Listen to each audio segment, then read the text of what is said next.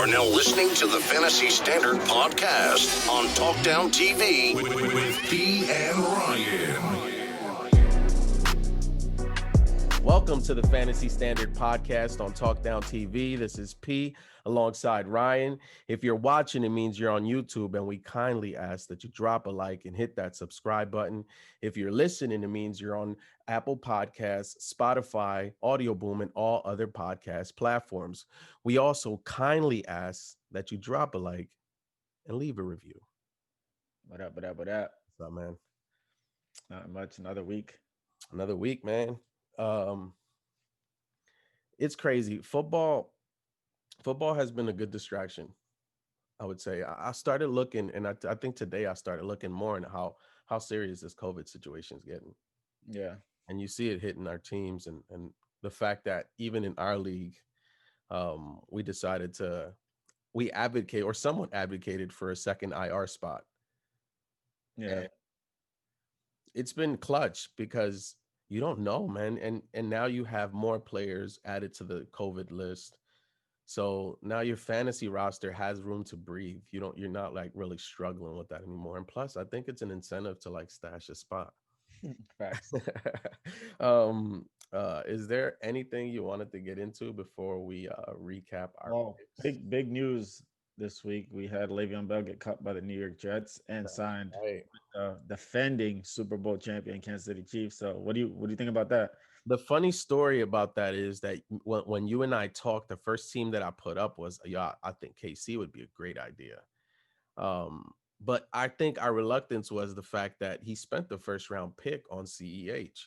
So I agreed. I'm like, okay, maybe that doesn't make sense, but then the other team started coming out, and then you heard, and then I think you showed me a video. Chris Jones. And the fact that he was like souped, and not only was Jones souped, it was like seeing Bell's reaction.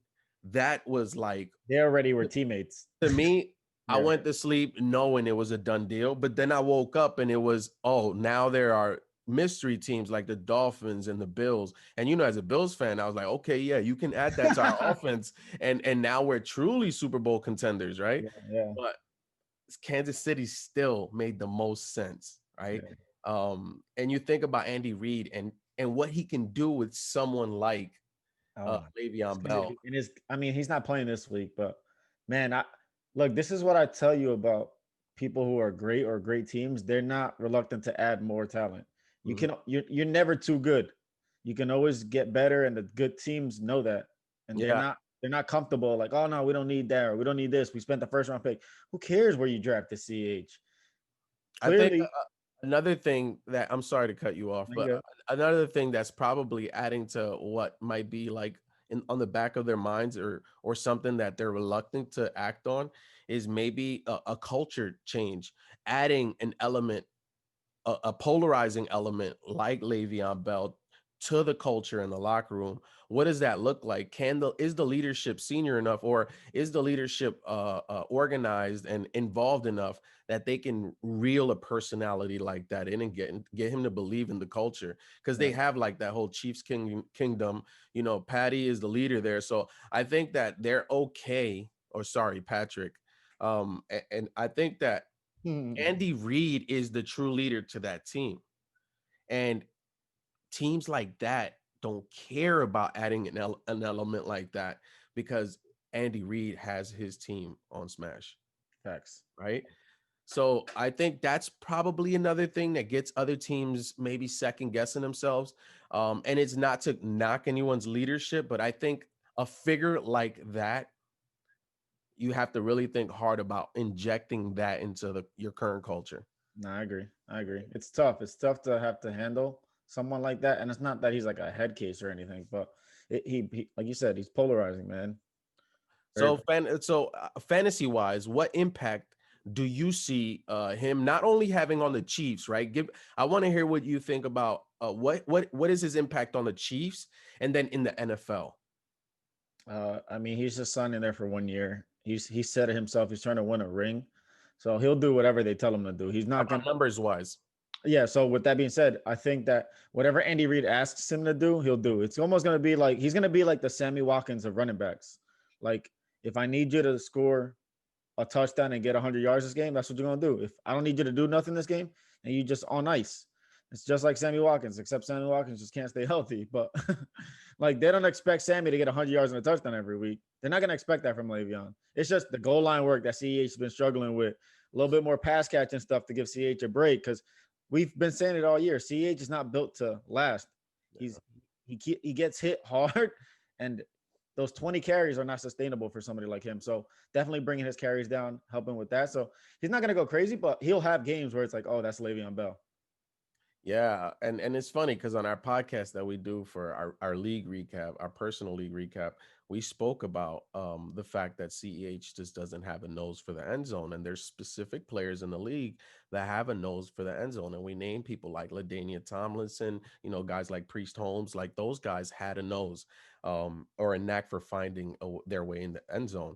It's funny we neglected to mention someone like a Le'Veon Bell, who has always had a nose for the end zone. We saw it in Pittsburgh consistently. Yeah. They go for it on fourth down, running the ball. Like, yeah, the Jets system, the Gase system is a running back graveyard. It is designed to ruin a running back's career. An NFL graveyard. Yeah, Anybody, yeah. So I really like Andy Reid because he had McCoy, who's, no offense to McCoy, he's been a great player, but he's been pretty much over the hill since even his last year in Buffalo, and he looked pretty good with KC.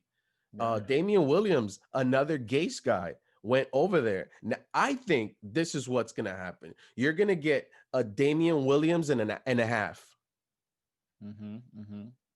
Would you take that? Oh, yeah, absolutely. Is that an RB2 or is that a low-end RB1? I see him as like a flex option. It's hard to trust him until you see, especially what kind of touches he's going to get. Like if he's averaging between 10 to 15 touches every game, then you'd be like, okay, like RB2, low end RB2. But until you see that, it's like a flex. You're just relying on he's a special talent. Top 15 or top 25? As far for the running back? Yeah. Nah, he might be like outside of the 20. When it's all said and done, he's outside of 20. I just don't think he'll get the amount of opportunities, but when he does get them, he's special. He don't need that many, especially in a system like KC. You don't need that many touches to show out. 10 to 15 touches. Yeah, if that's elite. If he can get 10, 15, I think that's elite. I think he will. See him to start like 5 to 10. I mean, get his feet warm. He got to learn the playbook, all of this stuff. So I think Andy Reid first game will give him 10 touches. Yeah. I mean, you know how Andy Reid is. And they'll all be inside the 20. He likes to show off, bro. They'll all be inside the 20. CEH is going to do all the hard work in between the 20s. Get vultured. And Bell's going to come in every single touch inside the 20. That's what I predict. But good stuff, man. Let's get into last week's matchups and a recap of what we did. Another week where we maybe didn't do as well. We're going to blame that on COVID. I wouldn't say not bad. I mean, 500 isn't the worst. Yeah, it's as long as we've been above 500 every single week, so it's not up to our standard.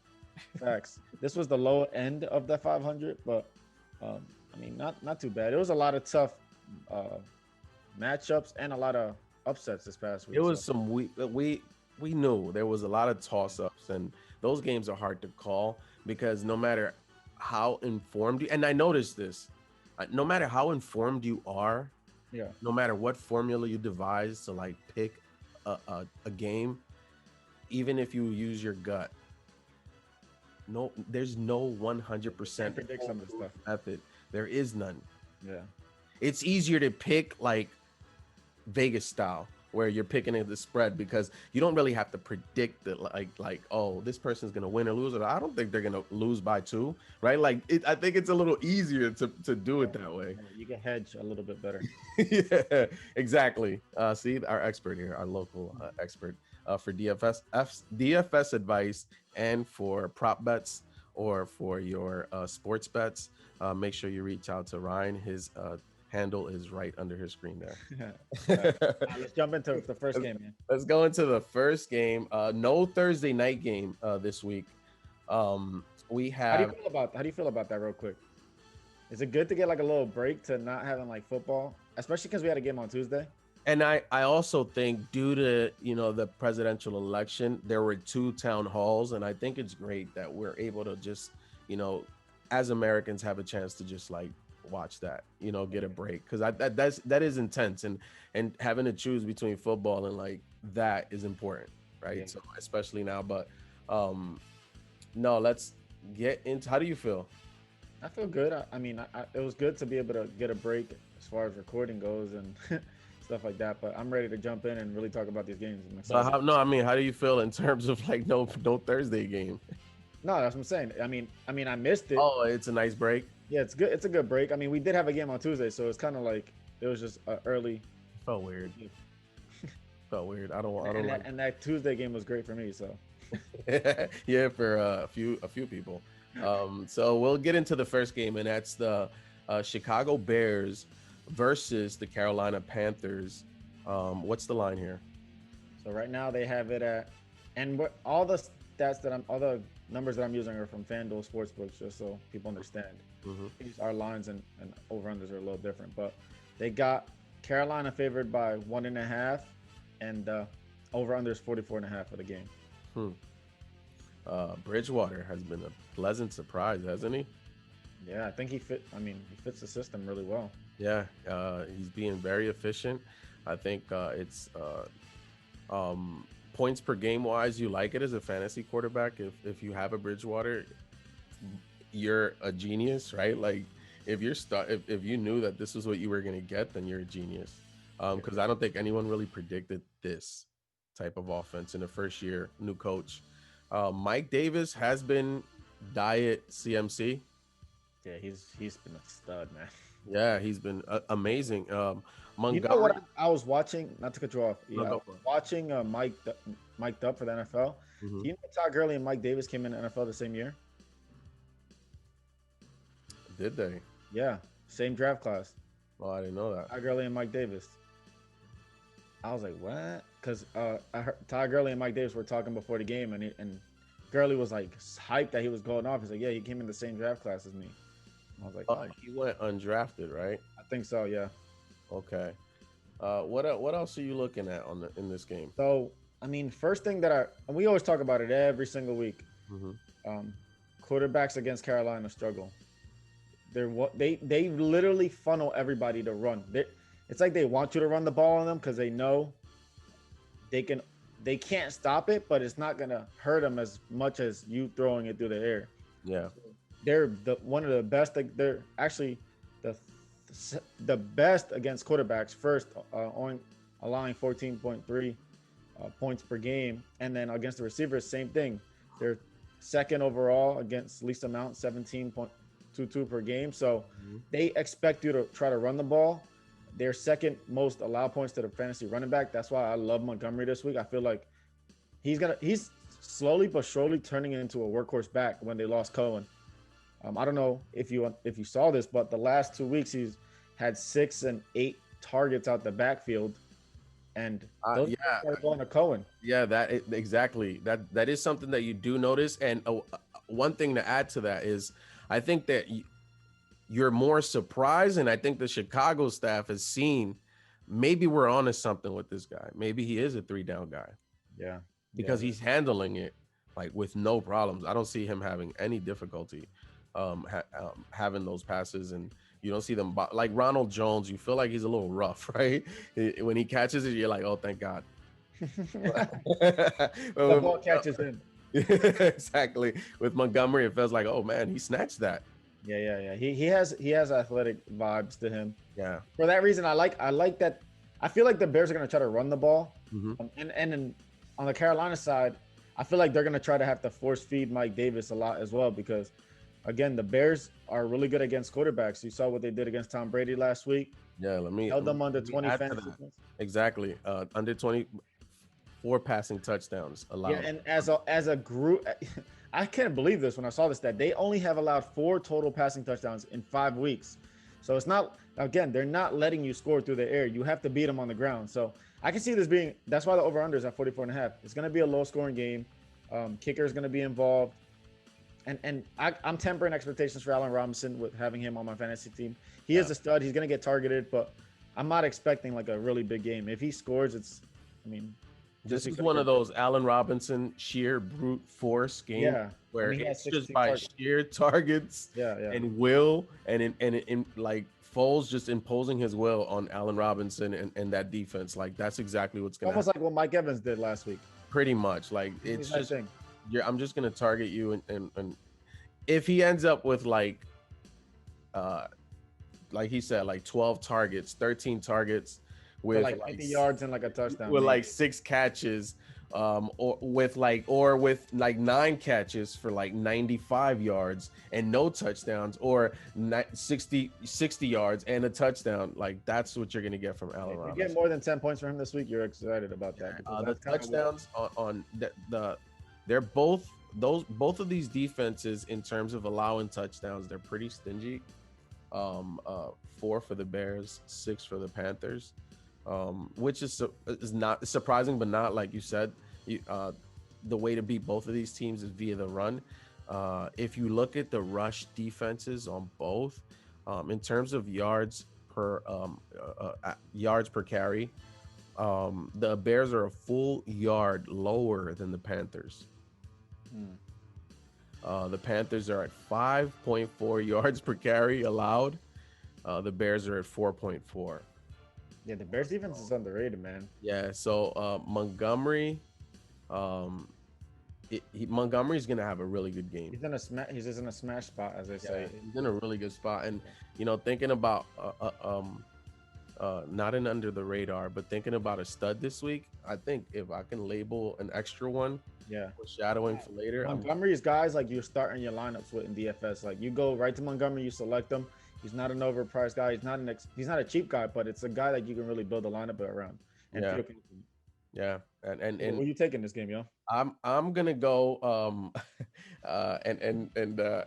until I'm proven wrong. Yeah. You gotta keep going to the well, man. Until I'm proven wrong, I'm gonna go with Carolina because I feel like Rule is really leading this team and they're buying into what he's doing. And the team, like, remember, Ron Rivera was the last coach, right? And he's gonna have an organized establishment. So whoever comes into it is gonna have already a good culture. Right? So Rule just needs to be a leader and show his team. I think he's shown that the way they're playing, right? You lose McCaffrey, you think this team is going to tank. Yeah. They go and beat Arizona. Right? How many of us saw that coming? I mean, Atlanta, everybody's beaten, but the Chargers, they beat too, who have been competitive. Yeah. And it's just the way they're winning. Bridgewater, I mean, do you take Bridgewater or Kyle Allen? I'll take Teddy Bridgewater. Yeah, and because he's shown that he can. He's serviceable. Yeah, he's shown that he can beat with New Orleans last year when Breeze went down. He kept that team afloat. And I like Bridgewater. The thing for me, and look, it's not. It seems like I pick against the Panthers every week. I'm gonna be going with the Bears. Seems like I pick against them every week. Yeah. This might be the week that I'm actually right. Okay. But because, like, again, you'll see later who my bust is because of what we mentioned earlier. I just feel like if this game is put into Teddy's hands against the Bears defense, he's not going to be able to succumb that challenge. It's just too much for him. He's not there yet. But if it's a low-scoring game like we talked about and they're running the ball back and forth, I can see Carolina winning this game. I wouldn't put it on the shoulders of Teddy. Matt Rule, I got to give him a lot of credit. He has been putting Teddy Bridgewater in amazing situations. The schemes that they're running are great. All these easy passes that he gets to make, and then he's got receivers that can take it to the house whenever. Robbie Anderson, DJ Moore. A lot of his touchdowns, if you look at it, haven't been like he's throwing like a bomb to a guy and then they score in the end zone. It's like run after catch. I want to look at the run after catch yards for his receivers. I guarantee you they're super high. Cool. For the Panthers, I'm gonna look it up right now while you for the Carolina Panthers. Because you look at Robbie Anderson week 1. He took the one that was run after the catch. It was like 40 yards. Last week, DJ Moore took one run after the catch. I'm pulling it up right now. Okay. I was looking at something with the Bears, and their defense. And it's something that you think of the Bears and you think of them putting a lot of pressure as well. And what they consider a pressure percentage is quarterback pressure. So hurries, knockdowns, and all sack plays, right? If you look at the NFL teams that have the least press percentage, the Bears are actually one of the least. So I got it right here. It's just so isn't it underachieving thing, or did they? I thought they lost a piece on that line, right? Who, the Bears? Yeah. Dang. It was like they're one of their best guys too. Yeah, I can't remember what team he went to. Yeah, so I know we have Mac on the other side, but I don't know what I'm seeing statistically, I feel like maybe the defense is starting to play up to their standards, so these numbers might be a little skewed. Yeah. Right. But if they're gonna win, they're gonna have to apply pressure on Bridgewater. Here, look, he's got 2 receivers in the top 10 with yards after catch. Mike Davis, 171 at 8th. Robbie Anderson, 3rd with 190. Wow, where's DJ Moore? He must be right outside the top 20 because he's not in there. Yeah. But he might have over 100 because the number 20 is Chris Carson at 122. So he might have. But what I'm saying is that they set him up to. I mean, you got to do that. These guys are great after the catch. So McLaurin is second, and Kamara obviously. We know he gets 1-yard passes and he takes them to the house. But wow. I love that about Rule. That offense is doing that a lot, and it's helping Bridgewater. So I mean, I'm excited to see this game and see how it turns out. It'll be a good game for sure. So we'll move on. Let's go to the next game, which is the Detroit Lions, who are 1-3, are playing the 1-4 Jacksonville Jaguars. And let me tell you, man, Jacksonville is looking like one of the worst teams in football right now. What's the line here? So they got the Lions favored by 3 and an over/under of 54.5, which is up there. It might be like tied for second most this week. When you're looking at this game in terms of players, who is the first person? Who are the first 2 players you think of when you think of this matchup? So there's 2 for me on Detroit side. Kenny Galladay and Matt Stafford are gonna go off. And not because I have them on my fantasy. No. I would have thought the same. Those are guys. DFS. Another 2 players that they're gonna be staples in a lot of lineups. They're gonna be a lot highly owned. Kenny Galladay, I read a stat earlier. He has scored at least once in 11 of his last 18 games. Whatchamacallit? I can't even think of their names right now. The Jacksonville Jaguars are they have allowed, I think, the least amount of passing or something against them. I forgot what the exact stat was. Defense? Yeah, the defense has they haven't been passed the ball on as much, but they are giving up some of the most yards. Like their efficiency. I'll tell you, I think I got it here. So in terms of passing yards, they're okay. Here we go. Passing yards, the Jaguars have allowed the 4th most. Yeah, and then yards per attempt, 8.4. The Jaguars have allowed. Wow. As bad as the Jags have been, though, the Lions have been just as bad. Oh, the Jaguars have the worst percentage of drives ending in an offensive score. Yeah. On defense, 56%. That's crazy. Over 50%. This is gonna be a bloodbath of a lot of points. If you're a DFS game that you want to target this week is Jacksonville versus Detroit. They're just gonna go back and forth. Minshew, Stafford are gonna be great plays. I even like James Robinson this week. Yeah. They're playing the Lions, who give up the most fantasy points to the running back position. James Robinson is due, man. He's got to score a touchdown one of these damn weeks. He's getting all these touches. He's averaging 18.4 touches a game. So one of them's got to fall into the end zone. I think Jacksonville just has to. I mean, it's not smart to put your money in Jacksonville making the correct plays, but I mean, you hope that sooner or later they realize that James Robinson is probably one of the best players on that team. Yeah, surprisingly, the passing yards on the Lions is low. Yeah. Well, they had a bye week, so. But the bye week is what is when you look at it, it's a little skewed because you look at the passing touchdowns, and even with the bye week, it holds its own. I like Stafford. I think that something to know, and Adrian Peterson has been having an amazing year. But is he questionable? I believe he was questionable for this game. Yeah, I think so. So a bye week just passed. Look for and it's again not because I own him and I'm playing him this week, but let's see what else they're putting on Swift's plate this week, because Yeah. that's going to be a storyline for the rest of the year. Are they going to just gradually add more to his plate? Because ever since that drop in week one, because people forget he did have a touchdown in that game, right? Like he would have had another one, right? I believe that's what it was in game one when he dropped that touchdown. But just looked at, because he's explosive, and I don't think the Lions have had a back that explosive for a while. With respect to on Johnson. Um, but with that being said, what who are you picking here? So I'm taking Detroit Mm-hmm. just because I think they got a better quarterback, a better defense, not that much greater than Jacksonville's, but a little bit better. Mm-hmm. Jacksonville, man, like you said earlier, they're in tank mode right now. We don't know if Chark is going to be playing. A thing that I love what you said about before with Swift.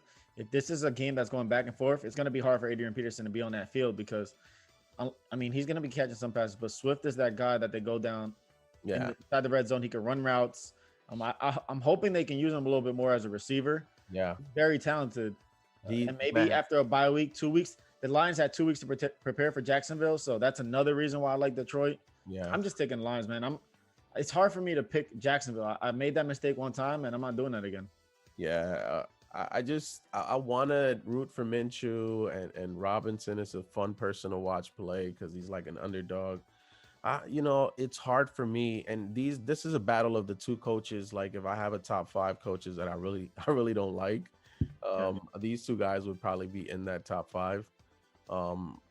But I'm gonna go with a Matthew Stafford over Minshew. That's the second tiebreaker for me. I go to coach first, and then I go to quarterback. And for me, I'm just gonna take Stafford coming off a bye, Galladay, no injury, put that all behind you. Now it's like, yo, we've practiced, we're ready, we're gonna ball out this week against Jacksonville. We're gonna take Detroit.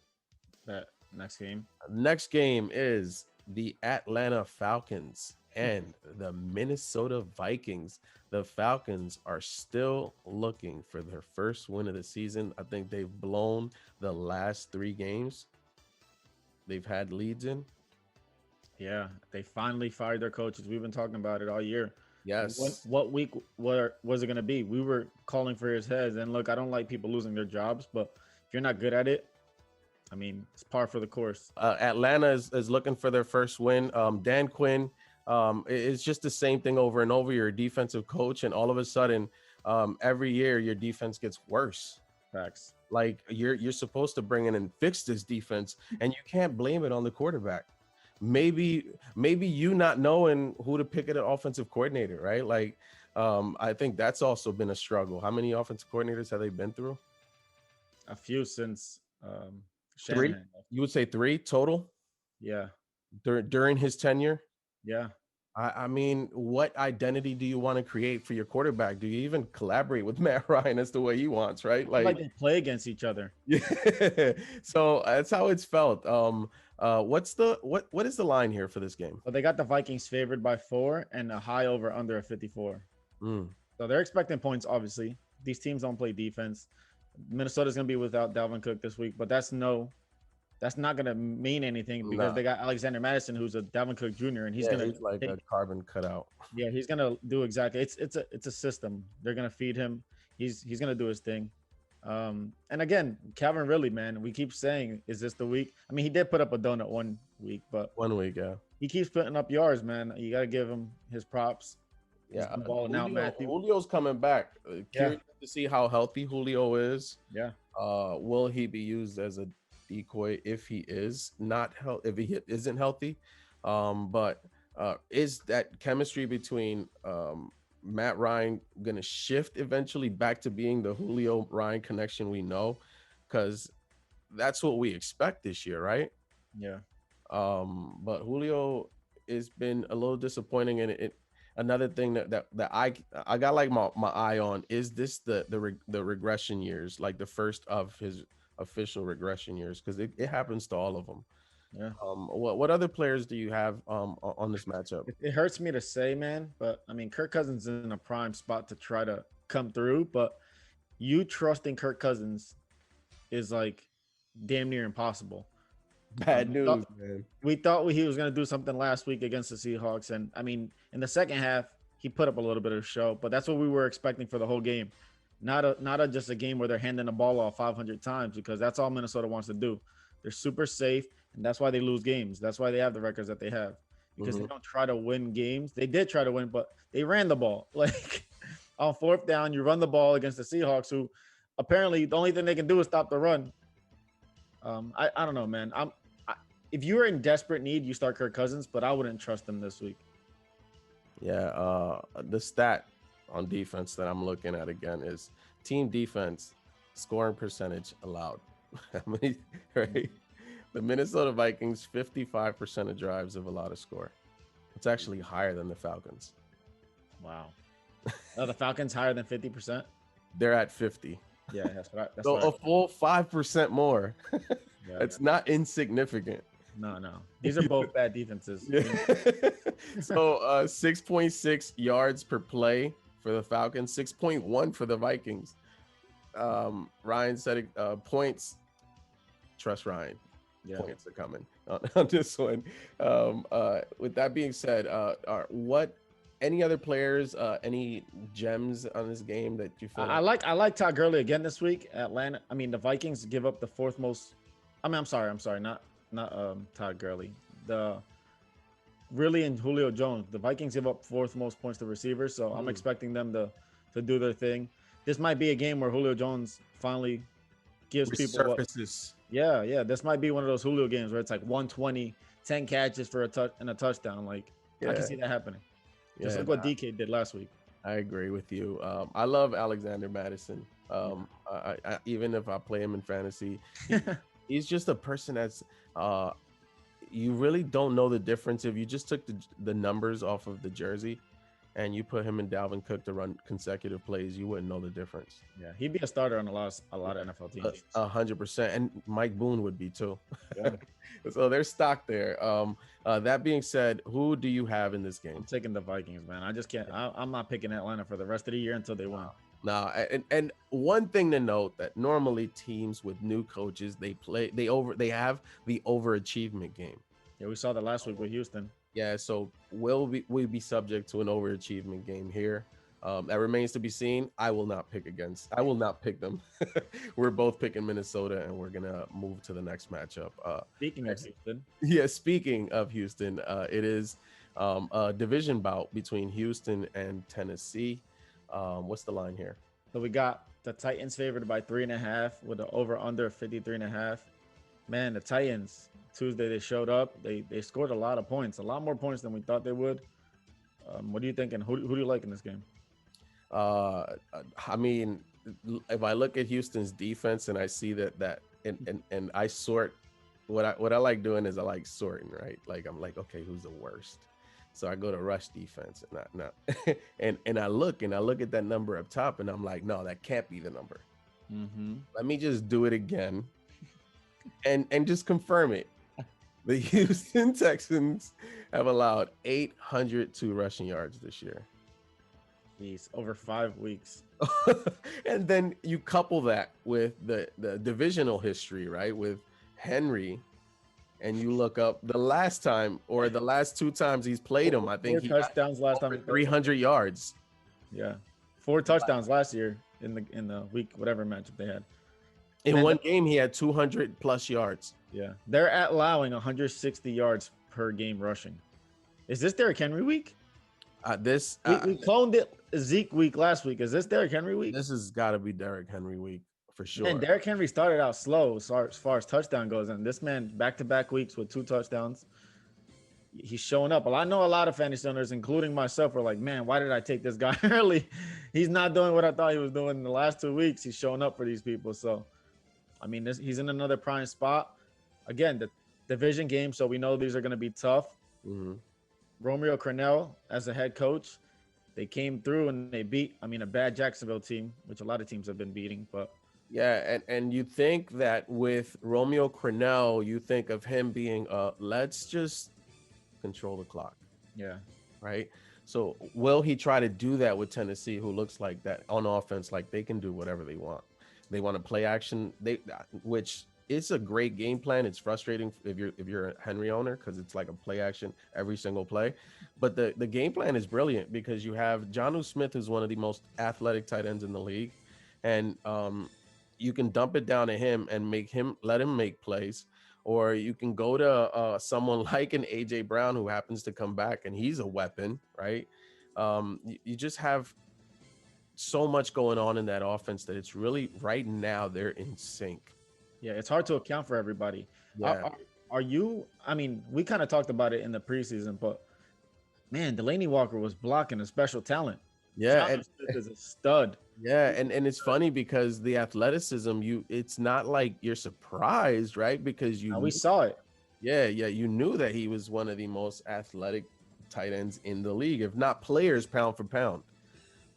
And yeah, Delaney was blocking him, and it's unfortunate because if you look at the times that Delaney would get hurt and Jonnu would have a chance, it felt like Jonnu wasn't up to speed because he didn't get those reps. Yeah.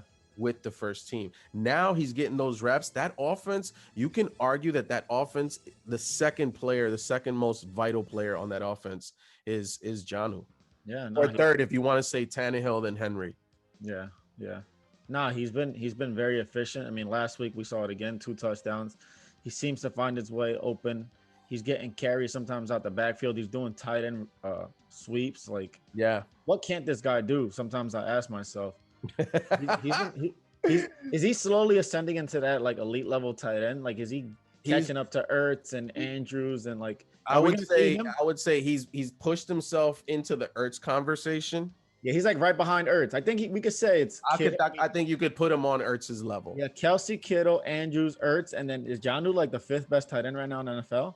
I gotta put Waller up there too. Yeah. Well, they're in the same bracket. Like Jonnu.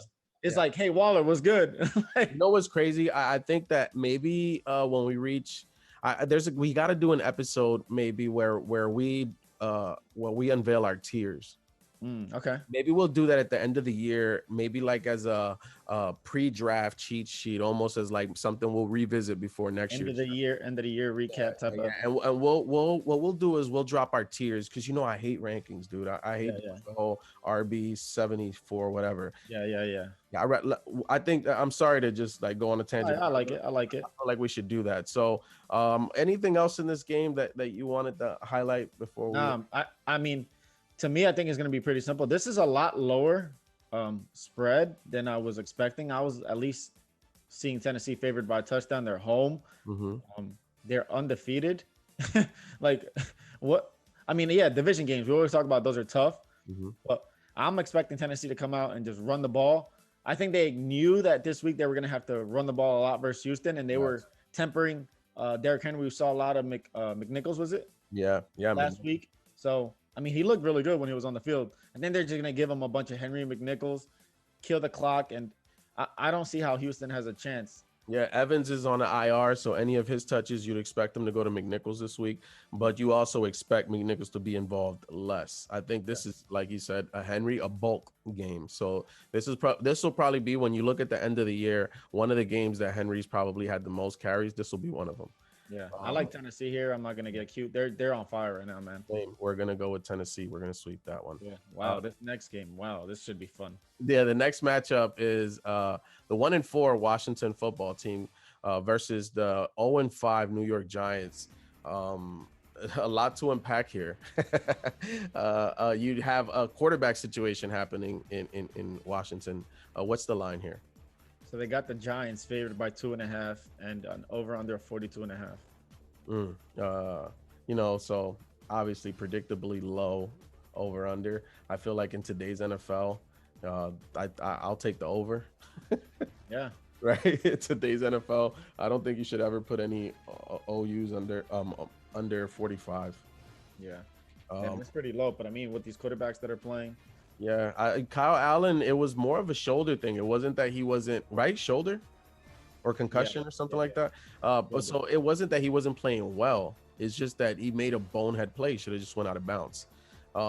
So Alex Smith, man, a few years removed. What do you expect, right? Like, what do you expect to see?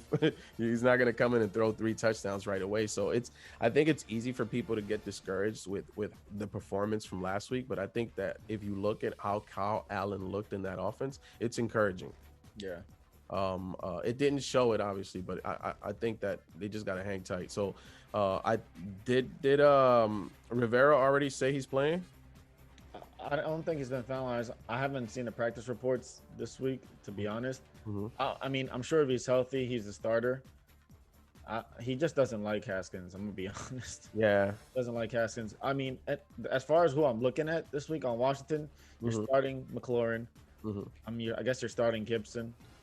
I'm not starting any quarterback and anybody else from that game. Giants, you start Freeman if you need him. He's like a flex play probably this week. And then Slayton, again, he's been cooking. Slayton is, for as bad as Daniel Jones been, Slayton has been making him look any bit of good that he is. So yeah. I really like Slayton. Washington football team and the Giants, their offenses are atrocious. And it's hard to put it any other way other than that. The Giants' run defense on the yards per attempt perspective, it's really good. The Giants' defense is really good, and it's something that I don't think a lot of people are really talking about, and it's finally something that we need to talk about because, you say Andy Dalton finished the game, the Cowboys game, but they had a tough time. Did Dak Prescott for 3 quarters.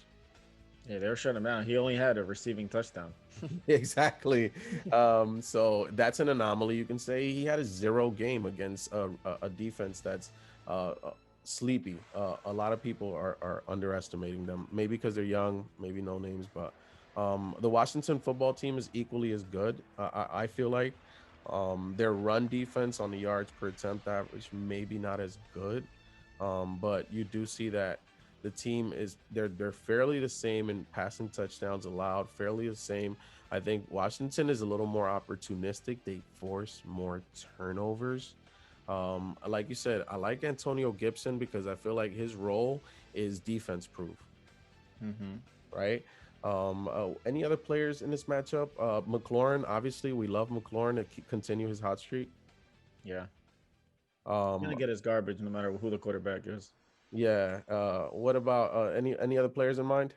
Nah, I'm not gonna spend too much time on him. I'm gonna pick the Giants. As a Washington fan, I'm picking the Giants. I just can't trust any of those quarterbacks over there. And the Giants' defense, for as bad as the team has been, their defense has been really well. They've been defensively pressuring. Their linebackers have been playing well. I can see this very close, and I'm going with Vegas here. I'm taking those 2.5, and I think that they just went straight up. Yeah, same. I'm gonna go with the Giants to finally get their first win. Next matchup is division bout, an AFC North matchup. The Cleveland Browns, the surprising Cleveland Browns versus the Pittsburgh Steelers. What's the line? So we have the Steelers only favored by 3.5 with an over under of 50.5. Do you think that number's low? The 50.5? No, 3.5. Pittsburgh favored by 3.5 at home, and they're undefeated. No, especially considering the types of games these two have had, not within the last year, because obviously it was different quarterbacks, but the last 2 years. Ben against Cleveland, he does well. I do like him here though. I think Cleveland, if there's one way maybe you want to attack him, is through the air, right? So Chase Claypool, are you playing? Dionte Johnson, has he been announced out, or He's officially out? Yeah. Oh man, you fire up Claypool DFS. You put him in your lineups. Put him in Big Ben. I like a Big Ben Claypool stack in DFS. Yes. The Browns are giving up the 5th most fantasy points to the quarterback position. And they are giving up the 5th most to the receiver position. Juju, Claypool, I like both. I know everybody's excited about Ward on the Browns, the cornerback, but if he's guarding Claypool, I feel like he's matchup proof. He's just hard to guard, man. He gives you size, speed. He's a big dude, man. And I think he's a better option as a outside number 2 receiver to Juju than Dionte Johnson is. When Dionte Johnson comes back, I think he's gonna. Does he usually stay in the slot, right? Dionte lines up outside. Does he? Man. Yeah. And Juju's in the slot. Yeah. Okay. So that makes sense. But what they're saying, what I heard is that Claypool has played a lot in the slot too. Yeah, he's lined up everywhere. Last week his 4th touchdown he scored, or I can't remember. I lost track. But the one where he ran over the middle, it looked like he came out of the slot. Yeah. I feel like Claypool could play anywhere. He's a nightmare, man. He can play anywhere, and Ben will absolutely test that and put that to the test every single game, because I think that this offense likes that as a complement to their running game, because they're always going to be a run offense. Yeah. But these two teams right here, when you look at the metrics, they're both. It is a typical AFC North team. Like, you look at the AFC North, and you have 3 teams right away that they're bruisers with their run game: the Steelers, the Ravens, and the Browns. The Browns, like we said, so the Browns are on defense. The one thing is that you like the 3.9 yards per attempt on the rushing game, but then you look at the passing and it's 1482. So that's 3rd worst. Yeah. 12 passing touchdowns. That's among the worst in the league. That's 3rd worst. The Steelers, that's one of those defenses that even if they pass, they allow maybe some passing yards, which this year they're not. They're just stingy all around. You used to maybe be able to attack them in the air. Man, I don't think the Browns are going to be able to do much in the air against them. Baker Mayfield, I'm not trusting. Yeah, I can see Baker throwing at least 2 picks this game. Yeah, stay away from the Browns if you can. They're gonna look again. We said Miles Sanders were tempering expectations last week, but let's be real. He took a touchdown that was 70 yards or something, like 60 yards to the house. Yeah. He had only 11 carries last week. They were scared to run the ball against Pittsburgh. Yeah, he ended up with 80 yards and 2 touchdowns. I mean, that's why Miles Sanders is a stud. That's why he's a 1st-round pick. He's matchup proof. But Kareem Hunt, I think, has the same type of build and game like Miles Sanders does. So I can see him doing something similar like that. But I'm not expecting Kareem Hunt to go off this week. No, if he does, again, it's a big run or a big play or something in from close. But the Steelers' run defense is amazing. Yeah, and Kareem Hunt's touchdown last week was on a broken play. On a passing touchdown, yeah. On a passing touchdown, and it was a broken play. So maybe something like that this week for him, but don't. That's what you're hoping for. I will never, ever predict a running back to boom against the Steelers. No. I'm going to start them if they're a stud, because I mean, probably don't have a better option. But yeah. And you hope that you get the passing yards, right? Yeah. But what are you picking? Who are you picking here? I'm taking Pittsburgh, man. They look like they're ready to compete for not only a playoff spot, but a Super Bowl. The defense is playing amazing. This is the best defense I think Ben has had in a long time. Ben is looking rejuvenated. He's having fun out there. James Conner's been asleep the last couple of weeks. This might be a week where he shows up. But again, the Browns have a great run defense. So yeah, the battle of the good run defenses. Yeah. I think if you had to pick between each quarterback, Baker Mayfield or Ben Roethlisberger, to lead you to win a game through the air, there's no way I'm picking Baker Mayfield over Ben Roethlisberger, and that's why I'm taking the Steelers. And Ben's got a new toy in Claypool. Man, this is gonna be what Martavis Bryant was supposed to be. Yeah. Yeah, that's what this is gonna be. We're both taking Pittsburgh here to beat the Browns. Yeah. Our next game is the Baltimore Ravens, who are 4-1, going up against the Philadelphia Eagles. What's the line here? They got the Ravens favored by 9.5 and over under 46.5. He's 10 points. Disrespecting the Eagles. Wow. It's crazy when you look at this. It's like the Eagles they're not giving the Eagles a chance. I feel like that's every week. Yeah, and they played Pittsburgh tough. Yeah. They don't. It's like you expect them those injuries to affect them, and somehow they're like they lose by a score. Yeah, besides the first 2 weeks, I mean, they tied with the Bengals. They lost by 5, or they beat the Niners by 5, and they lost by not too much against the Steelers. So I mean, they've been in it. They've been in every game, and that's a testament to how their toughness in that team. You know, like I guess that's the coach is a good coach. You know, Miles Sanders is doing everything he can to keep the Eagles in it. He's literally trying to carry them on his back. Yeah, he is. But I think this week, you know, remember what I said last week? I didn't pick him as my bust because he made me look stupid.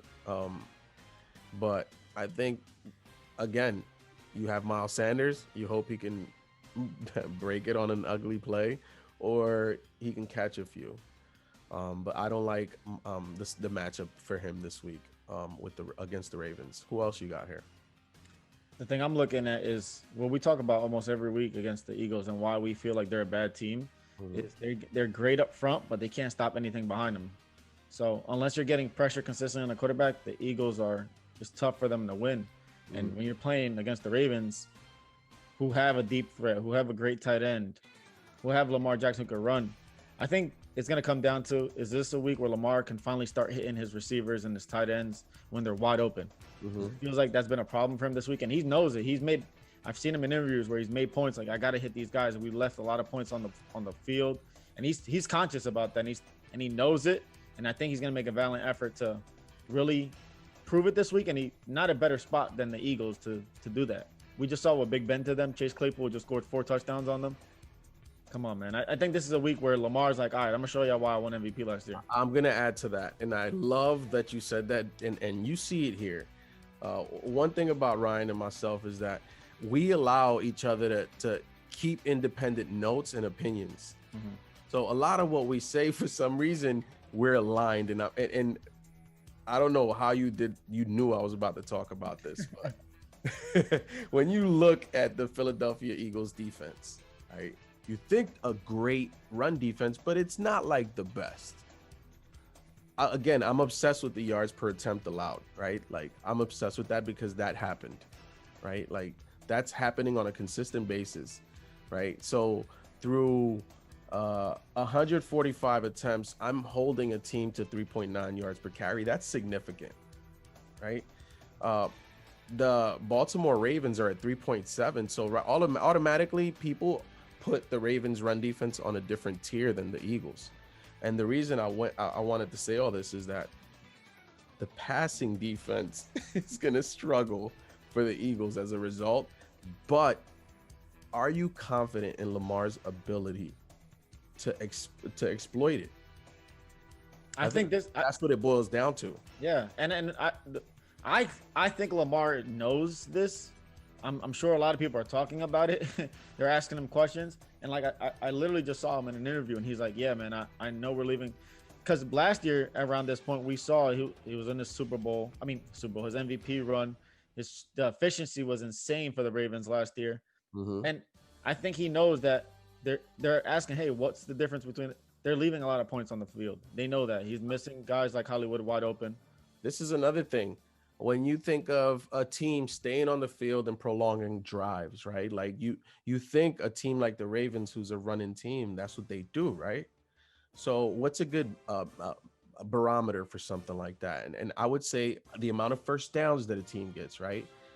If you normally look at the amount of first downs a team gets, normally the teams that are amongst the bottom, for the most part, are bad teams. There are anomalies, and the Ravens are one of them. 52 first downs. So they're not even, it's not even like you're getting long drives from them. Yeah. It just feels like a different offense this year. It feels like they're trying to not, I don't want to call it gimmicks, because I feel like that RPO and stuff like that, I feel like that is effective. But I feel like they're trying to make Lamar a pocket passer.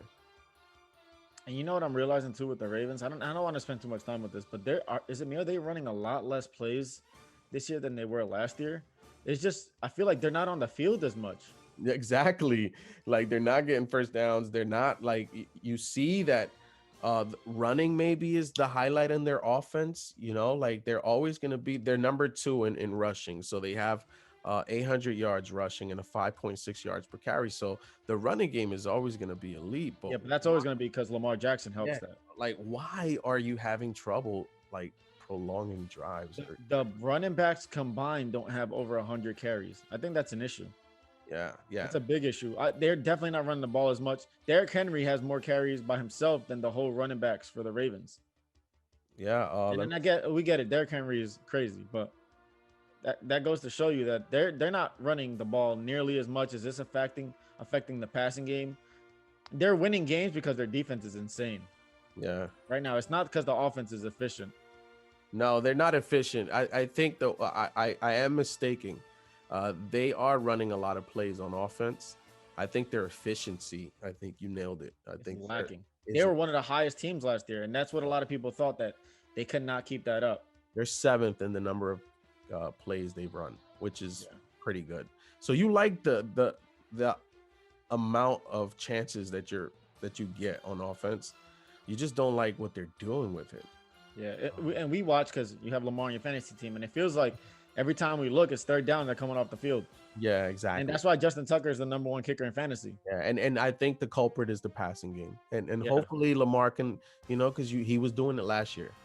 Yeah. Right. So if we're here next week and we're saying Lamar didn't throw for 3 touchdowns and he was looking, I'm guaranteeing you at least 3 touchdowns. He's gonna be super efficient. They're gonna. I want to see what his attempts are this year so far. Total attempts, passing attempts. Well, game log wise. Hold on, let me see. I'm gonna pull it up right now. Go for it. So he's attempted. This doesn't tell me specifically. 138 passing attempts. Yeah, but I wanted to see what it was per game. What his most was per game. Here, I think I got it right here.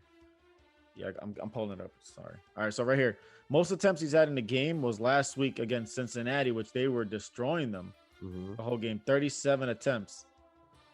Wow. 19 for 37, 15 for 28. See, he needs to have a game like he did. I could see this happening, what he did against Cleveland. 20 for 25, 275, 3 touchdowns, 7 for 45 rushing. Yeah, you see, that's what you signed up for. Yeah, that's the efficiency. When we saw week 1 against Cleveland, like, okay, Lamar's going to keep being Lamar. Yeah. We need that Lamar. We don't need the 15 for 28, 97 yards. Like and again, they've been playing back competition, so they don't need him to be balling. But when they play games like KC, and you need to keep up, those games that he had against KC is not gonna help you win a Super Bowl. Yeah, I don't want to spend so much time. I'm taking the Ravens here. Yeah. Look out for Mark Andrews in that passing game. You're gonna see why I like him later. He's been super efficient. If anything, he's been one of the most efficient guys on that team. Yeah, I like Baltimore too. I think in the end, they're just gonna. They're going to figure out a way to get some touchdowns in the air. I like Ryan's prediction as well. The next game is the Cincinnati Bengals versus the Colts, the Indianapolis Colts. And let me tell you, did Burrow look like a deer in headlights last week? I mean, he played the Ravens. We just came off of their defense. He's probably about to play a tougher defense this week. What's the line here? Yikes. They got the Colts favored by 7.5, and the over under is 46. Yeah. So Cincinnati 1-3-1, so they've been competitive, maybe sand last week. And then Indianapolis, that they're going to be in playoff contention. The offense in Indy, I don't know if that's the type of offense that'll produce just enough to win a Super Bowl. Yeah, you know who they remind me of? A poor version of that Jacksonville team that was really good a couple of years ago. Because I feel like Jacksonville had more weapons. They had Allen Robinson. I don't think the Colts have an Allen Robinson on that team right now. Nah, T.Y. Hilton is... Taylor and Fournette kind of similar. The defense is just as good. I mean, Jacksonville's defense was probably a little bit better. They have bigger names. Yeah. But the Colts have been amazing despite being unknown. And I mean, playing in Indy, a lot of people don't know about the Colts like that. But... And they probably have one of the best middle linebackers in the game. And he's coming back this week. He was out last week. Maybe one of the main reasons they lost. Yeah. Against the Cleveland Browns, who, I mean, they run the ball well. Yeah. You've mentioned Jonathan Taylor. And I feel like we discuss him every week, and it's like you wait, oh, is this the week that's gonna happen? And it's disappointing. This is disappointing because every fantasy pundit in the industry predicted that he'd be like the next coming of the great running back, and we haven't seen that. When you look at him though, right, you're like, wow, who is that dude, man? He looks like he's the best player in the world. But at what week does he show up? On the Cincinnati side, I wanted to talk about AJ Green and his situation because does he want to get traded? He says he doesn't want to get traded. Is he hurt? Is he healthy? And I think that saga really is. Do you feel like it's more of a distraction for some younger guys like a T. Higgins who wants the ball out, or like a Joe Burrow who wants to focus on what targets he wants to throw it to and trying to learn an NFL playbook rather than worrying about if his star receivers playing? Yeah, I mean, we've heard news of AJ Green being on the trade market and potentially getting traded to a team who could probably use him more. But we've said it for the last couple of years, man. AJ Green it's sad to see, but these injuries are just getting the best of him. Yeah, they are. He just keeps getting healthy and getting hurt, healthy and hurt, healthy and hurt, and it seems to be something else every single time. And it's hard to recover from an injury every time. I mean, Saquon's dealing with that now. We're hoping that he can get out of it, and it's not something that just keeps lingering with him for his career. But man, like, can we see AJ Green for at least like half a season and doing some type of production? Like, I don't. That's why I'm never drafted him in fantasy or nothing. Like, I'm sorry, I'm not getting tricked. I've seen it before. I've seen this show. It's the same reoccurring theme. Oh, I've been tricked. I've let him trick me plenty. Once he got hurt that year where I had him in fantasy like 4 or 5 years ago, I was like, yep, I'm done. I've seen enough. Man, and to touch on your point of Jonathan Taylor, man, wow. It seemed like after that game in Minnesota where he blew up for 100 yards and a touchdown when they were pretty much blowing them out, he's getting some carries. The most carries he's had over the last 3 games is 17. And in that game, he had 68 yards. If he doesn't score a touchdown, it's really lackluster. Yeah, he's not getting the work in the passing game, which is why you love him in this game, because the Cincinnati Bengals, we talked about the Houston Texans, and the Cincinnati Bengals have allowed the second most rushing yards in the league. Yeah. Now, in terms of efficiency, the yards per attempt is actually worse. Is actually worse than the Texans. Yeah. In this game for Cincy, I'm down on all their players. I'm down on Burrow this week. I'm tempering expectations for him. I'm tempering expectations for Joe Mixon. The passing game, I mean, I like Higgins. I don't know. Boyd is always going to get 5 points, seems like. He always gets 50 yards every game. Yeah. But besides that, it's hard for me to trust anybody else on the Bengals. On the Colts side, you're starting Jonathan Taylor. You can't start Phillip Rivers because he's pretty much a game manager at this point in his career. Receiver wise, I don't know anybody on the Colts. I mean, I guess you keep putting T.Y. Hilton out there. Yeah. T.Y. Hilton is the like tight end side. A sleeper is Trey Burton. No Mo Alley Cox. You look to maybe see if he continues to get comfortable with Phillip Rivers. Is he the connection instead of Mo Alley Cox or the other tight end? Sorry, Jack Doyle. He's hurt me so many times. I don't even want to know his name anymore. But who do you have in this game? I'm taking the Colts, man. Since he's just rookie quarterback against a great defense, it's not a good position to be in. Their defense is getting healthy. They're getting. Is Leonard coming back this game? I believe so. I mean, he was close last week. So okay, yeah. So I mean, that's a big piece. I'm taking the Colts, and I'm not getting any. I'm not getting. Same. Same here. The next game is a postponement and a reschedule. One of these COVID postponements. It is the Denver Broncos going up against the New England Patriots. Denver's 1-3, and they're getting Drew Lock back. New England is 2-2, and they're getting Cam back from the COVID list. Cam and Gilmore as well. What's the line here? So they got the Patriots favored by 9. Over under is 44.5. Yeah, I think this is the bunch of the games that were like easy to pick, right? Yeah. These are the ones that, and we're not going to spend too much time on them because it's like, what is it? So there's only so much to say. Yeah. On the New England side, obviously, I guess you start Cam this week. He's coming off the COVID list, but it's tricky, man. With Cam, it's like, yeah, he's a good player, but how it's a lot of his fantasy value is relied on his rushing upside. Like, is he gonna get 2 rushing touchdowns and 50 yards, or is he gonna? I mean, it depends. If we've seen him put up low point games, and you're like, damn, what the heck? Yeah. He might not need to do much against Denver. Yeah, and if you look at their defense, it's you're like, okay, you can't pass against them, and then you look at their rush defense, and you're like, all right, well, you can't run against them, right? So it's almost like a damned if you do situation. And the Broncos, Drew Lock, I can see our boy Bill Belichick devising a really good plan. A surprising thing about Denver's defense for a second. There, and this is stunning because you look at efficiency, not just the overall numbers. So 1,000 passing yards, that's 7th best in the league. And then their yards per attempt allowed, and look, I'm gonna sort this and I'm gonna tell you it's top 5. Yeah, it's 4th. No, yards per attempt allowed, they're 5th. They're actually better than the Patriots in that specific stat by a lot. The Patriots' yards per attempt allowed is at 7.5. That's one of the worst in the league. Yeah, man. The run defense for the Broncos, as far like we saw what Sam Darnold just did against them in that Thursday night game, where he was looking like Michael Vick out here, breaking ankles and stuff. I think Cam's gonna have their way with them. He's gonna come back, coming off of a bye week. He was on the COVID list the week before that, right?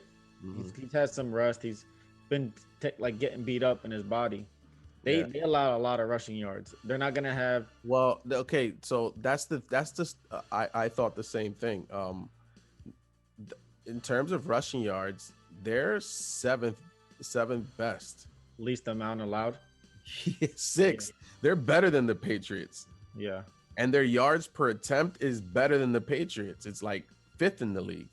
Yeah, but you gotta kind of take one of those games away because they did play the Jets. So that I was gonna say, like, you look at quality of opponent, right? Like this is a game where this defense needs to show me this. Yeah.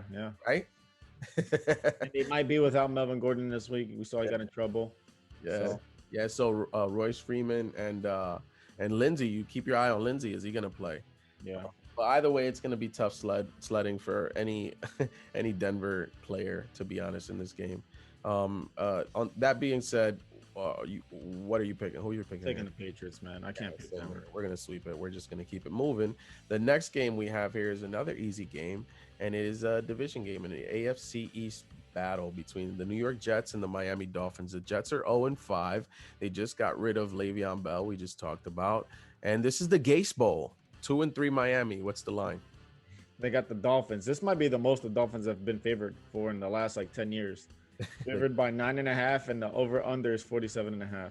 The Gase Bowl. The Dolphins just came off a really impressive win against the Niners, and Gase is going back to Miami. So Gase has destroyed yet another running back's career, and he's heading to Miami to go see his old team. I think Flores is a better coach. Miami is gelling. They're getting together. That defense is actually looking really good, and the Jets are heading in the total opposite direction. It's just their descent into chaos is astonishing, but not so when you look at Gase, right? What players are you looking at in this game? I really do like Myles Gaskins this week. He's been super efficient, man. He's getting a lot of touches. Yeah. He gives me Austin Eckler vibes, and the Dolphins seem to be using him exactly like that. They finally made Jordan Howard inactive last week. I don't know if that's going to happen again this week, but Gaskins took advantage of that, and he was getting goal line work. I like everybody on the Dolphins this week. I like Gesicki. I like Preston Williams. I like Devontae Parker. I like Fitzpatrick. Everybody. I'm starting everybody on the Dolphins that I can against the Jets. On the Jets side, I don't know. I don't think I'm starting anybody. Maybe Jamison Crowder if you need to in the flex, because I feel like he's been cooking, and him and Joe Flacco got this little weird connection going. Yeah. Something to know here is Denzel Mims. He's coming back? They designated him to return, so he's practicing with the team. I'm not sure that they've officially activated him though, but I'm interested to see what his role is going to be on that offense, because he's an athletic freak. He's one of those young guys. This was a receiver class. All of them were. studs. Not really much to look forward to on the Jets. Joe Flacco, and that's not sexy ever. Frank Gore and the rookie P. Ryan. It looks like they're going to share the load now. But you just don't really like anybody on the Dolphins. On the Jets. It looks like the Dolphins defense is really getting it together. And I really just, there's not much to say, to be honest. Adam Gase, that's all you need to know. That's why I'm picking the Dolphins. Yeah, me too. The next game we have is the Green Bay Packers and the Tampa Bay Buccaneers. This should be a really good game. What's the line? So they got the Packers favored by 1. So pretty much a pick 'em, and then the over-under is 55.5. Yeah, Green Bay 4-0. You know that they've been probably the most impressive team in the league, and probably the cleanest and most well-executed team so far has been Green Bay. Tampa's 3-2. What players do you have your eye on here? So right off the bat, I'm scared. I'm not really scared. I'm tempering expectations for Aaron Rodgers this week. The Bucs defense against the pass, man. We saw it last week on Thursday Night Football. Mm-hmm. That cornerback is nasty. He kept following Allen Robinson all over the field. He might do that against Devontae Adams this week. He gives me like Jalen Ramsey. He plays like him. He's very aggressive. But who knows? That Devontae Adams and Aaron Rodgers might be matchup proof, and they might just abuse this team. Yeah, like you said, they're rolling on all levels. Aaron Jones, Jamal Williams is efficient. Tanyan has been going well. I mean, Tom Brady, man, he made a bonehead play last week, thinking it was 3rd down and it was 4th down. Like he was able to poke fun at it and used it for LeBron's championship. Yeah. That was pretty cool. Yeah, but I don't know, man. I don't understand how the Packers are only favored by 1. I feel like this is the crazy thing. The Tampa Bay Buccaneers rush defense is 200 yards better than the Packers. Now, the Packers run defense is number 3 in terms of rushing yards allowed. So that tells you a lot about Tampa's run defense. Yeah. Their yards per attempt allowed is almost 2 yards lower than the Packers, and the Packers are number 3 in the league. Wow. Now, the thing that scares me the most is that the Packers do give up a lot of rushing yards. But what are you going to run the ball all day against the Packers? They can score fast. No, the Packers are actually the 3rd stingiest run defense. Yeah, but they've given up as much as they are stingy. I mean, maybe because they played Kamara and he literally lit them up. Yeah, must have been a Kamara game, because in terms of yards, they're the 3rd best. Yeah, let me pull up exactly their matchups, who they played. Mm-hmm. Yeah, you know what it is? It's just they've given up touchdowns. 5 touchdowns. There it is. Yeah, that's what it is. So 2 to Cook, 1 to Carrion, 1 to Todd. Yeah, so that'll do it, man. Yeah. But, it's I can see Ronald Jones scoring this week, though, for sure. Probably because of that, right? Like, because their pass defense is so good. Let me tell you, man, Green Bay's pass defense. Jair Alexander. Round of applause to him. He's one of the best players in the league. Evans, how you feeling about Evans this week, man? There's gonna be you need Godwin to come back, because I think it's gonna help Evans. To me, Evans is always like just get me in the red zone. Get me in the throw the ball, and he can just throw the ball up. He can throw me the ball up. I'll catch it for 2 yards, and that'll be my game. So for me, like, Evans' floor to me is like 7 points. Yeah. Right. There's gonna be a back and forth. The over under they have it at 55. That's high, man. Like, high. They're expecting a lot of points. Tom Brady versus Aaron Rodgers, big game. This might be a really good game. I'm excited. Yeah, I agree. I think that this one will have fireworks, and there's plenty to write. Godwin's coming back, so that should help the passing game too, right? Will Scotty Miller wake up and show up and actually get a catch in this one? But Tunyon, Tunyon's another one. Paul Tunyon, like Paul Bunyan here. Now the hype. Baby Kittle. Yeah, and you don't know that. Like, I didn't know that. If I would have known that, he would have been on my team a long time ago, right? What I'm scared about with the Packers too is that they had 2 weeks to prepare for the Bucs. They were on a bye week last week. They're rested. Yeah, Aaron Rodgers is on another level this year. Everybody's talking about Russell Wilson MVP. Man, Aaron Rodgers Let him score 4 or 5 touchdowns this game, and people Yeah, start to put more respect on his name. he's one of the most centered and grounded people Oh yeah, I love watching him right and now. hearing him talk. Yeah. Go, Aaron, man. We're team Facts. Aaron Rodgers over here. Facts, and we're picking the Packers as We're well. both picking the Packers. Yeah. So the next game we have here is a division bout. The Monday Night Football. Yeah, Monday Night Football. The original. No, this is Sunday night, right? Sunday You said. Night Football, yep. Yeah. Sorry. So this is Sunday Night Football. The LA Rams, 4-1, going up against the San Francisco 49ers, who are 2-3. What's the line? They got the Rams favored by 3 with a over under of 52. Mm-hmm. All right. I like that. I like 52. Are you impressed with the Rams, man? Or you just think they're just beating bad teams? I think the Rams are not what they were 2 years ago, but they're better than they were last year. Yeah. Right? I think their offensive line, because it was super young last year, they were replacing some key pieces on the line. I think the line's playing a little bit better. They're playing with a little more conviction. Goff is playing a little more mistake-free football this year, I feel like. Mm-hmm. You know what I just off the bat of watching the Rams play when I have is they seem a lot more efficient, way more efficient than they've ever been. Yes. And I think that's helping them and it's translating to wins because I think the year before that, not their Super Bowl run, because they were super efficient that year, it seemed. But last year, it was just a lot of sloppy play, a lot of just like, hey, let's just run plays.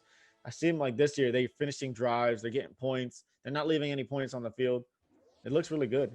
Yeah. And to your point, they're middle of the pack in terms of percentage of drives that end up in scores, but it's still a good thing, right? Because it doesn't mean that you're still around there with the likes of like a Houston Texans, a Pittsburgh Steelers, right? Like, so those are good offenses to be around in terms of like that metric, right? So I think that they've been opportunistic. I think that maybe they beat up a Washington football team. It's impressive what they did against the Bills defense, but is the Bills defense good? Yeah. Right? Because right now it hasn't shown that it can stop anyone. So on that note, I really do feel like the Rams are a good team. I just don't know if they're what they've been showing. On the San Francisco 49ers side, you feel that the injuries have affected them more than anything. I can use that as an excuse for them because I'm not on that team. But you lose a Bosa, and obviously that's going to change your team. Sherman, he's a big piece. He's like a quarterback in the secondary. And that Ryan and I, we were talking about the 49ers, and we're like, who are they, right? Like, because they beat up on the New Jersey teams, but they haven't been competitive against anyone else. Yeah, you know what's crazy? As bad as the Niners have been, they haven't given up a lot of touchdowns. That's what I'm saying. And then that's only last week, finally, when they just imploded. But before last week against Fitzpatrick, they'd only allowed in 4 games 3 passing touchdowns and rushing touchdowns one in over the last 4 games before last week when they allowed one of Myles Gaskin. That's crazy.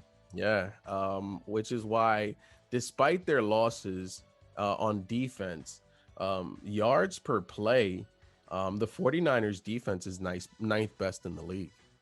Yeah. I think the battle that the Niners always face is against their own quarterback. Yeah, and you nailed it. Like, what was happening last week is if they would have gotten more consistent quarterback play, they would have been in that game. It wouldn't have gotten away from them. Yeah, you can't throw possessions away, literally. Exactly. That's all that was happening, especially Fitzpatrick. You can't do that. Fitzpatrick capitalizing. Yeah, he will put it in the end zone because he's a troll. Yeah. He's been on a ever since they drafted him, I think in the 7th round. Fitzpatrick has been on a tour to just like be a troll. Yeah, but defensively, the Niners have been good, man. They just need better quarterback play. It's been atrocious. Yeah. To your point, Russian defense, 3.8 yards per attempt. That's elite. That's 7th best in the league. That's right after the Ravens. Their touchdown passes to interception ratio is 7-5. I mean, you're never excited about that. No, you're not.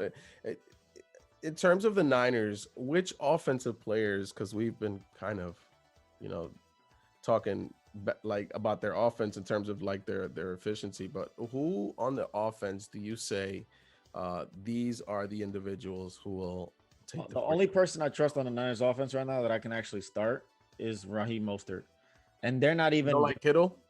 Oh yeah, and Kittle too. But even then, like until the quarterback play improves, it's hard to.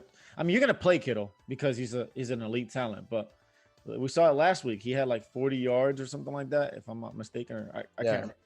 But again, if you don't have the ball on offense and your quarterbacks are playing horrible, you're not gonna get the ball. He's a great person. He's a great player though. But Mostert, they have to run the ball more. Have to run the ball. This man is super efficient on the ground. Every carry he takes that he gets, it feels like he could take it to the house. Like I don't see what Shanahan sees when he's calling plays. Yeah. Every time you get the ball to your running back, any running back, they're knocking off 15-yard runs, 20-yard runs. And the Rams aren't. I mean, they're pretty good against the. No, they're not even that good against the run. So it's misleading, right? Yeah. Because if you look at the yards, you're like, oh man, like they're not allowing many yards, but yards per attempt, it's 4.7. That's not good. Yeah. Right. So now we're looking at the 49ers, who they specialize on just beating you to a pulp with the ground game. If you're giving me 4.7 yards a pop against the Niners, I like the Niners' chances because of that. Yeah. I like my ability to control it. And you also see recent history between division rivals. And yeah, the Niners might not be the same defense. They're still a good defense. And they do play these Rams, and the Niners play some intense games. So I'm gonna that being said, I think this is where you and I get off on different stops in the train. From here on out, you and I have split our picks, starting with this one. I have San Francisco, you have the Rams, but this one, would you call this one a pick 'em, or would you say that the Rams are heavy favorite? The Rams are favorite only because the same reason I'm gonna assume this is how they win. I'm not guaranteeing they win. I wouldn't even try to pick this game because I'm not betting on this game because it's like you said, it can go either way. If the Niners come out and they're running the ball, I don't know how the Rams are gonna stop that. Exactly. Because the Rams, we talked about, Niners defense is pretty good despite them losing and not having these players. But I just feel like Sean McVay is gonna call a better game than Shanahan is. They're a better quarterback than anybody that the Niners have. Yeah. And they got home run hitters with Robert Woods and Kupp. Yeah. All they need is one play. So it's going to be very close. I could see this being a super low scoring game. I definitely would take the under 52. I don't expect a lot of points to be scored just because, I mean, unless it gets crazy and one team abuses more than the other, but it's going to be, like you said, it can go either way. That's why these next couple of games, we're so on either side, just on gut. Yeah. I'm gonna just like allow my gut to be like my tiebreaker. When you go to coach, quarterback, like I normally do that, and then I go defense, and then when I'm undecided there, then I'll just, what does your gut say? And to me, I'm gonna just get the Niners here. The Niners are due. I see it, but I think the difference is the Sunday night football aspect. Yeah. They lost to the Eagles on Sunday night football, and they didn't look good doing it, and they just got embarrassed by the. Yeah. So Jimmy G 1 week healthier. I think they'll. For me, it's just a bigger test for the Rams. Like if they can beat the Niners, then I'm like, all right. Now you're showing me something. Yeah. That's not an easy win. If they can't beat these teams, then it's going to be hard for me to pick the Rams going forward. Yeah, don't do this to us. So the next game is a Monday night game, and it was just one of those shoehorn situations. We didn't have a Thursday night game because the Kansas City Chiefs game and the Buffalo Bills game was moved to Monday at 5 p.m. due to COVID, to a COVID situation. Right now, Kansas City's 4-1, Buffalo's 4-1. They're both coming off tough losses. What's the line here? So they got the Chiefs favored by 4.5 and an over under of 57.5, which is the highest of the week. Fireworks. Fire up every player on offense. Fire up everybody. Yeah, everybody's eligible this week. Deep leagues, shallow leagues. Yeah. You know what this game's reminding me of? When the Rams played was it the Chiefs that Monday night game? It was the Chiefs. Yeah. and they was just like back and forth. That was fun, man. And the team who had the ball last won the game. And I can see this happening. Gurley scored the least. yeah, and the running backs weren't involved. I remember that. Yeah. So in this game, it's interesting because we mentioned that both of these teams have come off tough losses, and it's almost, but I feel like it's more of a test for Josh Allen to show and prove and get back on the, like, that momentum that they were carrying, right? You're playing Kansas City, who is a week away from getting Le'Veon Bell, so you're not going to face that version of Kansas City. But you still have to face a good running back in CEH. You still have to face, you don't have Sammy Watkins, but you still have to contend with Robinson and McCole Hardman and obviously Tyreek Hill, who is a Swiss Army knife in the red zone. They use him in every way. It's impressive to see how they get him the ball, and he gets it in the end zone. What players are you looking at when you so before I jump into any players, man, I want to just defend the Buffalo Bills real quick. They did get embarrassed on national television last Tuesday night. Yeah. But right to defend them, they didn't have Tre'Davious White, they didn't have Milano. A lot of these players that are Levi Wallace was out. A lot of these players that are super crucial to their defense. Yeah. Being out hurts a lot. I'm not sure. Do you know their status? What it is looking like this? Yeah, week? They're all practicing. They're all slated to play. Now we're getting the Bills full on against the Chiefs full on. So we'll see what happens. I definitely see some redemption here. Josh Allen has to show us something, man. Last week he was looking sloppy. He was looking like a rookie again, and not from a fantasy perspective, he looked decent. Yeah. He put up what but you were expecting way more. Yeah, but for football, we know Josh is better than that. I think they made him look like a rookie last week, and he's not that. He was looking like an MVP candidate the first couple of weeks. The Kansas City defense is good, but they can be beat. The Oakland Raiders showed us that. That's true. You're gonna have to. Is John Brown playing this game? Yes, he's also okay. So having a deep threat again. He was out last game. Yeah, trying to take off the top off of KC. They seem to have a problem with that. Yeah, and I think Beasley was banged up. John Brown was banged up. That's why you saw Andre Roberts on the field. Andre Roberts fumbles, and you lose all momentum in that game. And he drops a ball that turns into and he fumbles a return. It was just momentum killer after momentum killer. Like Buffalo, you're healthier. Hopefully, you got the people that you need to have the ball in your hand in order to keep you in the games. And you can secure the ball, hopefully. So, I honestly, to me, this is going to be a primetime game where Buffalo has to redeem himself. I'm going to go with my gut and my heart on this one. Not just my gut. My gut called my heart as a phone a friend. And my phone a friend said, we're going to choose Buffalo here. This is going to be, like I said, a high-scoring affair. Yeah. I just feel like whenever Mahomes has the ball, it's hard to beat him. Like, Buffalo is going to have to probably convert a fourth down like Minnesota had to. It's going to be one of those Russell Wilson things where I wouldn't be shocked if Buffalo goes up early and Mahomes leads back a comeback last week with Minnesota and the Seahawks. But Buffalo is going to have to really do something late in the game to keep the ball away from Mahomes. And if they can do that, I can see him winning. But it's just hard to pick against Mahomes. Yeah, I like that you mentioned the fourth quarter because in the NFL, the last 2 years, Josh Allen has been one of the best, if not the best, fourth quarter quarterback. Yeah, and Vegas is putting a lot of respect on Buffalo. The Chiefs are only favored by 4.5. Yeah, dude, I feel like last year that would have been at least 8. Yeah, 7.5, 9.5. 9.5, yeah. So they're respecting the Bills, man. Yeah. Let's get this last game. The last game is the Arizona Cardinals battling the Dallas Cowboys. And this is the original Monday night game. And this would have been Kyler versus Dak, but it's Kyler versus Dalton. What's the line here? So they pretty much have it as a pick 'em. They got the Cardinals favored by 1 and an over under 55. I mentioned Andy Dalton.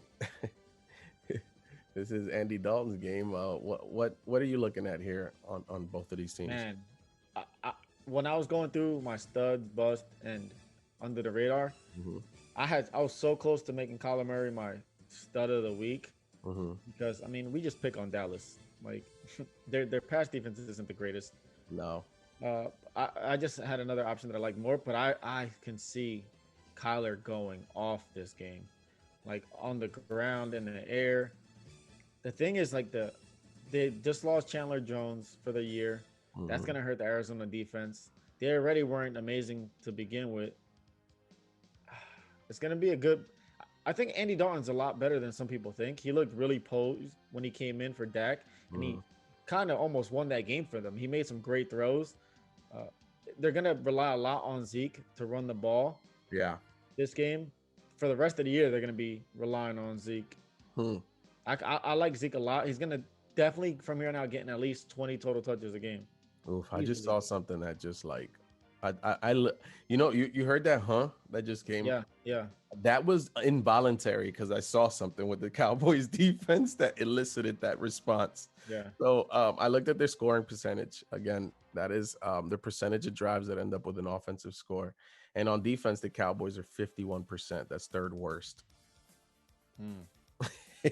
Yeah. So you love Kyler. Um, and you like you said, you love Kyler, you love Hopkins, even though I'm playing against them in fantasy. And the Arizona offense, you expect them to put up a lot of points. Now the question is, what can Andy Dalton do to keep up? CD Lamb has been impressive. When Dalton came in, I was talking to Ryan and I mentioned you noticed that crucial plays, both of them went to Gallup at the end of the game. So you don't know if that's like he feels comfortable playing with him. Is Gallup on the second team playing more with Dalton? And maybe that's one of those things, right? Like, but the Dallas offense is more than capable from a talent standpoint. What is Dalton gonna do, right? I think that's the question because Dalton's known to be that guy. Remember, I think you like Dalton, and you know that the good version of Dalton, if he shows up, he can put up a W. I feel like Arizona, the way they're playing, and I think that they haven't been playing as well. This could be a bounce back game for Arizona because they're just not. They'll probably have the ball at the end. I'm gonna go with Kyler Murray to win. Yeah. I like that too. I like Kyler Murray. He's gonna have an amazing week. The only thing that stopped me from taking Arizona is just sometimes he just does so much immature things, whether it's the turnovers. Is Drake gonna finally show up and not just fall into the end zone Yeah, for a I touchdown? think they're slow. I think they're gonna move Yeah, away to a 50-50 split there. yeah, and I like both running backs against the Cowboys. They do allow rushing yards to the running back position, Mhm. but for me, it's Zeke. Zeke is gonna control this game. He's gonna be Mhm. the best player on the field on both sides. Yeah. And when Dalton came in, we saw it right away. They were just feeding Zeke. He scored a rushing touchdown instantly on that drive. Hmm. They couldn't really get him in the end because they had to make passes on the field, but it's gonna be close, man. This is another one where I feel like whoever has the ball last is gonna win this game. If McCarthy doesn't screw it up and do some bonehead coaching, I can see the Cowboys winning this, and they're home with fans. Yeah, I think that the reason I'm picking the Cardinals is because I think they'll keep it close enough to where maybe Dalton will need to make a play, Yeah, yeah, and they'll put pressure on Dalton or something, and he'll fumble or throw a pick. Because that you go by history, yeah, he's not just gonna suddenly be the a safe quarterback overnight. He has that in him, so yeah. I maybe see that happening. If I he's would. forced to lead the team and they can't rely on Zeke, then I'm with you. But I could see Zeke just dominating. Yeah, we could see it's gonna be at least I feel like we're gonna get a decent game. There's a good storyline there, right? With Dak, it's probably a better story, and I would definitely agree with you and take Dallas. But that just and McCarthy, again in the top 5 of worst quarterbacks that or worst coaches in the league. I think I'd put him in there too. We got to make our list, man. I think we have 3 already. We have McCarthy. We have the Jacksonville coach Marone And Gase. and Gase. Well, Those are Gase is number one for the sure. Gase is number 1 and 2 probably. Anything else in this game? Obviously, we split the pick here. This is one of those pick'ems. But anything else? Nah, man, that's it. I'm ready to move on to these. All right, let's move next on two. to our stud, bust, and under the radar. Ryan, who's your stud? So my stud, not because he's on my fantasy football team, but because I'm picking on the Philadelphia Eagles' horrible pass defense. Mhm. The Eagles are top 5 most points allowed to the tight end position. I read a stat earlier. Mark Andrews has 9 red zone targets this year, second most in the NFL. And I think it was like 78% conversion rate on his targets in the red zone.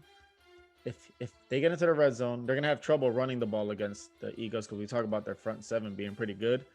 I can see Mark Andrews getting at least 50 yards and 2 touchdowns. You're giving him 2 touchdowns. Oh, yeah. One of those staple Mark Andrews games. Let's go. That's a stud. And that's gonna help. And we talk about Lamar being more efficient. Yeah. This is where it's gonna start. Yeah, because if we're predicting Lamar to get touchdowns in the air, they got to go to someone. Yeah. Yeah.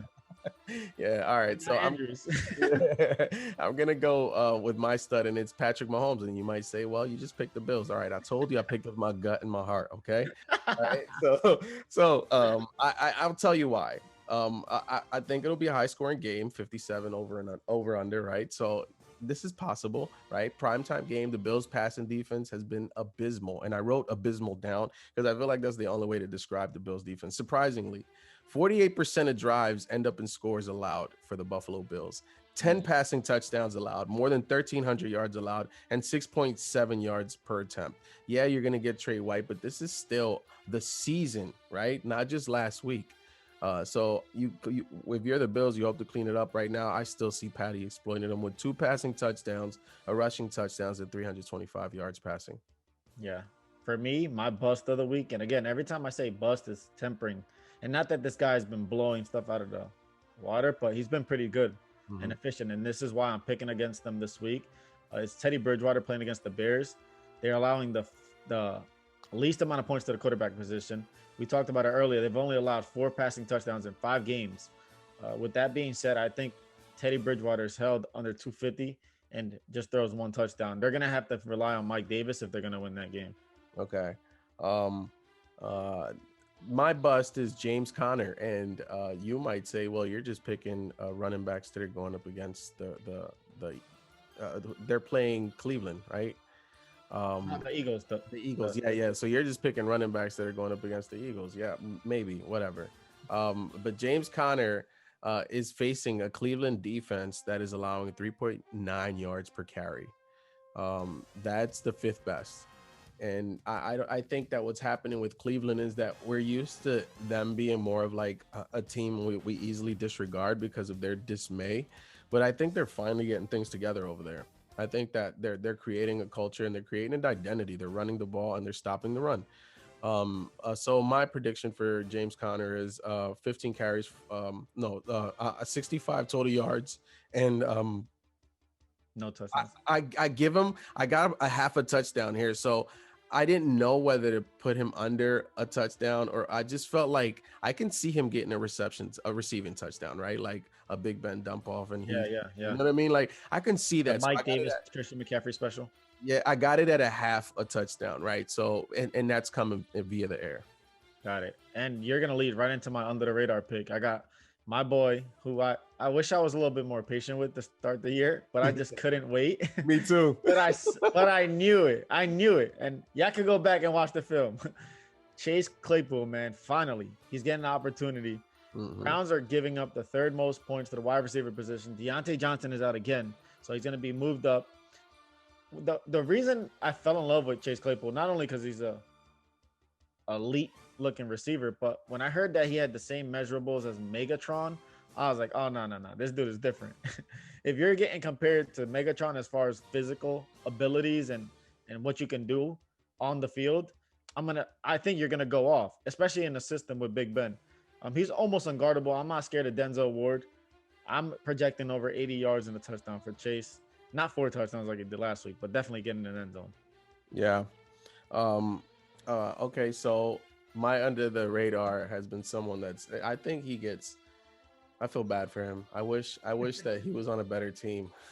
I'm like fantasizing about him being on a team like the Patriots the last 10 years, and what his numbers would have looked like and how many rings he probably would have had. But I got Matt Ryan, and it's, he has 7 touchdowns, 3 interceptions. It's not pretty, but he has 1,300 passing yards. Remember, Julio's been banged up. He hasn't really been playing. So yeah, you have Ridley who's doing well, but it'd be nice to have Julio, right? Or is this the descent. Is this Julio's descent? Minnesota Vikings, 55% of drives end up with a score, 10 passing touchdowns allowed. So I predict Matt Ryan to have more than 250 yards passing and 2 passing touchdowns. I said more than 2 passing touchdowns. Hold that. Matt Ryan. That's 2.5. Yeah, 2.5. Matt Ryan, you're under the radar. Nice. I like those. Well, man, week 6 starts Sunday. Yeah. Not Thursday, like we normally would be expecting. I can't wait. It's gonna be a lot of fun football, a lot of good matchups. Anything else before we jump off? No. Everybody, stay strong. Where Ryan and I are showing you that maybe we'll devise a formula that we can be undefeated, but it just goes to show you're not gonna win everything, right? Like, just be realistic when you're picking these games. To my gamblers out there, especially. Know when to quit. Yeah.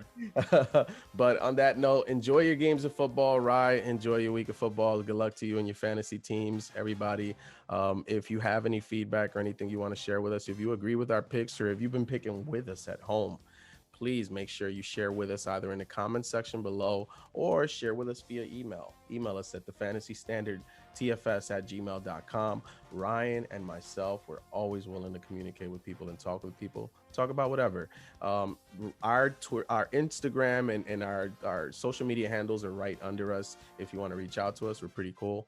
On that note, thank you for tuning in. Please subscribe, share, write a review. Ryan, anything else?